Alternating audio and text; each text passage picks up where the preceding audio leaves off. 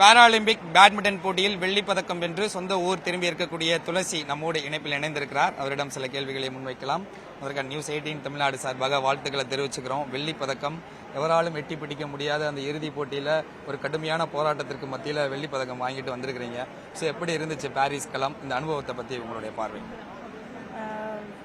First நான் இந்த medal ஜெயிச்சதுக்காக எல்லாருக்கும் தேங்க் பண்ணிக்கிறேன். இதோட ஃபஸ்ட்டு பாராலிம்பிக்ஸ் நான் கடந்த ஆண்டு தான் ஸ்டார்ட் பண்ணேன் பாரா பேட்மிண்டன் விளையாடுறதுக்கு. இந்த 1 இயரில் எனக்கு இது ரொம்ப பெரிய பெரிய பெரிய அச்சீவ்மெண்ட்டு. பாராலிம்பிக்ஸ் கலந்துக்கணுன்றது தான் என்னோட கனவே. சில்வர் மெடல்ன்றது ரொம்ப ரொம்ப பெரிய விஷயம். சின்ன வயசுலேருந்து அப்பா தான் பேட் பிடிக்க சொல்லி கொடுத்தாங்க. அது நிறைய பிரச்சனைலாம் தாண்டி இந்த இடத்துக்கு கொண்டு வந்திருக்காங்க. இப்போது இது வந்து என்னோட வெற்றி கிடையாது, இதுக்கு பின்னாடி நிறைய பேர் இருக்காங்க. அப்பா கோபிசந்த் சார், கோபி சாரோட அம்மா, அந்த மாதிரி இர்ஃபான் சார், அந்த மாதிரி நிறைய பேர் இருக்காங்க. ஸோ அவங்க எல்லாருக்குமே இந்த மெடலை நான் டெடிகேட் பண்ணுறேன். நிச்சயமா பாராலிம்பிக் போட்டியில் தமிழ்நாட்டிலேருந்து 6 பேர் தான் நம்ம போயிருந்தோம். 3 மெடல், அதுவும் மகளிர் சேர்ந்து 3 பெண்மணிகள் சேர்ந்து மெடலோடு திரும்பி வந்திருக்கிறீங்க. ஸோ எப்படி இருந்துச்சு அங்கே உங்களுடைய 3 பேருடைய விளையாட்டும்? பாரா பேட்மிண்டன் வந்து போன பாராலிம்பிக்கில் தான் ஆட் பண்ணியிருக்காங்க. ஸோ இந்த ஆண்டு வந்து கேமோட ஸ்டாண்டர்ட் வந்து கொஞ்சம் ரொம்ப அதிகமாக இருக்குது. எல்லாருக்கும் பாரா பேட்மிண்டன் தெரிய வந்திருக்கு, பாரா ஸ்போர்ட்ஸ் நடக்கிறது தெரிய வந்திருக்கு. அது மட்டும் இல்லாமல் காம்படிஷனோட லெவலும் அதிகமாக இருக்குது. ஸோ இந்த மெடல் கம்மி, அடுத்த தடவை இதை விட நிறைய மெடல்ஸ் வரும். நிச்சயமா உங்களுக்குள்ளேயே செமிஃபைனல் மேட்ச் எப்படி இருந்துச்சு அந்த நேரத்தில்? 2 பேருமே தமிழ்நாட்டு வீராங்கனைகள், 2 பேருமே ஒரே கோச்சிலேருந்து தான் போயிருப்பீங்க, 2 பேருமே ஒரே மாதிரி தான் ப்ராக்டிஸும் பண்ணியிருப்பீங்க. ஸோ அந்த இடத்துல அந்த ஃபைட் எப்படி ஃபீல் பண்ணீங்க?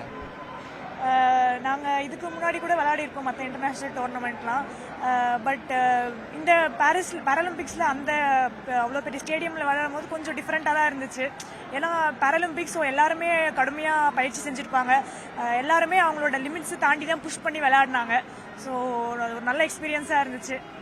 கண்டிப்பாக மனிஷாவை பீட் பண்ணிட்டீங்க, அவங்க பிரான்ஸ் மெடல் வின் பண்ணிட்டாங்க. ஸோ நீங்கள் பீட் பண்ணிட்டீங்களே அப்படின்ற வருத்தம் இருந்துச்சா? பிரான்ஸ் மெடல் அவங்க வின் பண்ணுறப்ப நீங்கள் எப்படி ஃபீல் பண்ணீங்க? ரொம்ப ஹாப்பியாக ஃபீல் பண்ணேன். ஏன்னா நம்ம கண்ட்ரிலேருந்து, நம்ம ஸ்டேட்லேருந்து இன்னொரு மெடல் கிடச்சிருக்கு. ரொம்ப ஹாப்பியாக ஃபீல் பண்ணேன். கொஞ்சம் வருத்தம் இருந்துச்சு, சில்வர் கோல்டு மிஸ் ஆயிடுச்சுன்னு. ஆனால் நான் அதுக்கப்புறம் நான் கோல்டு மிஸ் ஆனதான் நினைக்கல, சில்வர் ஜெயிச்சு தான் நினைக்கிறேன் நம்ம கண்ட்ரி. நிச்சயமா அடுத்து லாஸ் ஏஞ்சல்ஸ் ஒலிம்பிக் எப்படி ப்ரிப்பேர் ஆக போகிறீங்க? ஸோ நீங்கள் ஸ்டடீஸும் கண்டினியூ பண்ணணும், வெட்டினரியா டாக்டராகவும் நீங்கள் ப்ராசஸ் பண்ணணும், ப்ரொஃபஷனலாகவும் இந்த பக்கம் கேம்லேயும் எப்படி கான்சென்ட்ரேட் பண்ணுறீங்க? எப்படி என்னென்ன மாதிரியான ஸ்ட்ரகிளெல்லாம் தாண்டி இந்த இடத்துக்கு நீங்கள் வந்துருக்கீங்க? இப்போது நான் பாராலிம்பிக்ஸ் போகிறதுக்கு முன்னாடி வந்து எனக்கு ட்ரைனிங்காக ஓடி கிடைக்கல.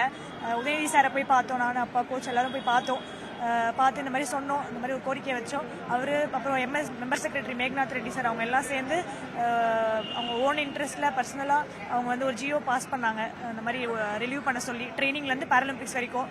ஸோ அதுதான் ஒரு மெயின் டர்னிங் பாயிண்டாக நினைக்கிறேன். அதனால் அந்தோட விளைவு தான் இந்த சில்வர் மெடல்.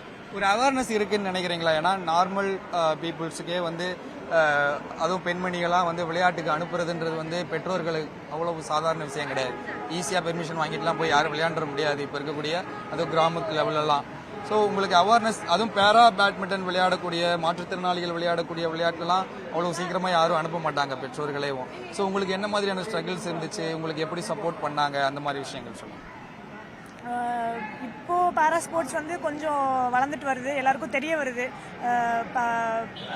மாற்றுத்திறனாளிகள் நிறைய பேர் வெளில வராமல் வீட்லேயே முடங்கி இருக்காங்க, வெளியில் வராமல். ஸோ அவங்களுக்குலாம் இது ஒரு மோட்டிவேஷனாக இருக்கும்னு நினைக்கிறேன் நான். இவ்வளோ இருக்குது, இவ்வளோ ஸ்போர்ட்ஸ் வசதி இருக்குது, கவர்மெண்ட் இவ்வளோ சப்போர்ட் பண்ணுறாங்க மாற்றுத்திறனாளிகளுக்கு ஸ்போர்ட்ஸ்க்காக அப்படின்னு அவங்க எல்லாம் கொஞ்சம் மோட்டிவேட் ஆகி அவங்களும் வெளியில் வருவாங்கன்னு நினைக்கிறேன். இதுக்கப்புறம் கவர்மெண்ட்டு நார்மலுக்கு ஈக்குவலாக எங்களுக்கும் நிறைய ஸ்கீம்ஸ்லாம் கொடுத்து சப்போர்ட் பண்ணிகிட்டு இருக்காங்க. நாங்கள் பாராலிம்பிக் கிளம்புறதுக்கு முன்னாடி கூட எங்களுக்கு 7 லட்சம் ஊக்கத்தொகை கொடுத்து ட்ரைனிங்காக எக்யூப்மெண்ட்ஸ் வாங்குறதுக்கு எல்லாமே சப்போர்ட் பண்ணாங்க. நல்லா பண்ணிட்டு இருக்காங்க. உதயநிதி சாருக்கு எல்லாருக்கும் ரொம்ப நன்றி. நிச்சயமா ஃபிளாக் ஏறுறப்ப எப்படி இருந்துச்சு? தமிழ்நாட்டிலிருந்து போய் இந்தியாவினுடைய கொடிய உயரை பறக்க வச்சிருந்தீங்க. ஸோ அந்த ஃபிளாக் ஏறுறப்ப என்ன மாதிரியான ஒரு ஃபீல் இருந்துச்சு? அங்கே அங்கே ஆடியன்ஸ் சுற்றி இந்தியா ஃப்ளாக் வச்சுட்டு எல்லாரும் ரொம்ப ரொம்ப சந்தோஷமாக நான் மெடல் வாங்குறப்ப கத்திட்டு இருந்தாங்க. அப்போ ரொம்ப ஃபீல் ஆச்சு. நம்ம தோத்துட்டோம்லாம் நினைக்கல, நம்ம சிலோடு ஜெயிச்சிருக்கோம், நம்மளை இவ்வளோ பேர் என்கரேஜ் பண்ணுறாங்க, மோட்டிவேட் பாராட்டுறாங்க அப்படின்னும் போது, அப்புறம் இந்தியா வந்து இறங்கும் போது இப்போ நம்ம மண்ணுக்கு வரும்போது தான் தெரியுது எல்லாரும் கொண்டாடுறாங்க இந்த மெடலை, நம்ம ரொம்ப ரொம்ப பெரிய விஷயம் பண்ணியிருக்கோம் அப்படின்னு ஃபீல் ஆகுது. நிச்சயமா லாஸ் ஏஞ்சல்ஸ்லயும் மெடலோட நீங்க திரும்பி வரணும். இதை விட பெருசா நாங்க கொண்டாடுறதுக்கு தயாரா இருக்கோம் சார். உங்களுடைய சப்போர்ட் இல்லாம இது வந்து சாத்தியப்பட்டிருக்கு. அது பெற்றோர்களுடைய ஊக்கம் மிக மிக முக்கியமானது குழந்தைகளுக்கு, அது வீராங்கனைகளுக்கு, வீரர்களுக்கெல்லாம். ஸோ நீங்கள் எப்படி சப்போர்ட் பண்ணீங்க, என்ன மாதிரியான ஸ்ட்ரகிள் இருந்துச்சு, எவ்வளோ பிரச்சனைகள் இருந்துச்சு, அதையும் தாண்டி வின் பண்ணதுக்கு என்ன காரணம்னு நீங்கள் ஃபீல் பண்ணுறீங்க? ஸ்ட்ரகிள்ஸ்ன்னு பார்த்தீங்கன்னா நிறைய எக்ஸ்ட்ரீம் ஸ்ட்ரகிள்ஸ், அதாவது கேம் விட்டு விளையாட்டு விட்டே ஓடிலான்றதுக்குள்ள ஸ்ட்ரகிள்ஸு. ஆனால் அது தேவையில்லை, அது சொல்ல வேண்டாம். ஏன்னா நம்ம ஸ்ட்ரகிள்ஸை நம்ம தாங்கிட்டோம். நம்ம திருப்பியும் சொன்னோம்னா அடுத்த ஆடியன்ஸு அடுத்த பேரண்ட்டுங்க என்ன பண்ணுவாங்கன்னா கொண்டு போகிறதுக்கு பயந்துருவாங்க. அது தேவையில்லை. எல்லாத்தையும் உடைக்க முடியும், எல்லாத்தையும் சமாளிக்க முடியும் அப்படின்ற ஒரு விஷயம் வந்து எல்லாருக்கும் தெரியணுன்றதுக்காக தான் இது. கண்டிப்பாக ஒருத்தர் வந்து எக்ஸ்ட்ரீமாக வந்து உள்ளே இறங்கிட்டாங்க, ஒரு விஷயத்தில் உள்ளே போயிட்டோம் அப்படின்னாக்கா அவங்களால கண்டிப்பாக சாதிக்க முடியுன்றதுல இது ஒரு மிகப்பெரிய எடுத்துக்காட்டாக நான் நினைக்கிறேன். ரொம்ப நன்றி. நிச்சயமா சார். அடுத்தடுத்த ஒலிம்பிக் போட்டிக்கும் உங்களுடைய மகளை கூட்டு போய் இதே மாதிரி பதக்கத்தோடு திரும்பி வரணும் அப்படின்னு நியூஸ் 18 தமிழ்நாடு சார்பாக வாழ்த்துக்கிறோம். ஒரு முன்னுதாரணமான ஒரு பெற்றோராக இருந்திருக்கீங்க. மிக்க நன்றி. Thank you sir. Thank you sir.